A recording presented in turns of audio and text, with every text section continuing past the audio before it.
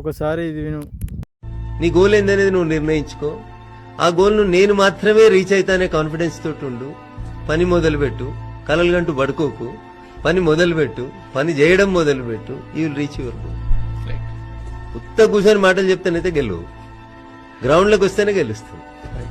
అందుకని నీ శరీరాన్ని నువ్వు వంచడం నేర్చుకో. నీకు నచ్చిన ప్రొఫెషన్ నేర్చుకో. తల్లిదండ్రులకు నా విజ్ఞప్తి, పిల్లల్ని బలవంతం చేసి శ్రీ చైతన్యలు, నారాయణలు, ఎంసెట్లు, ఇంజనీరింగ్లు, డాక్టర్లు ఇది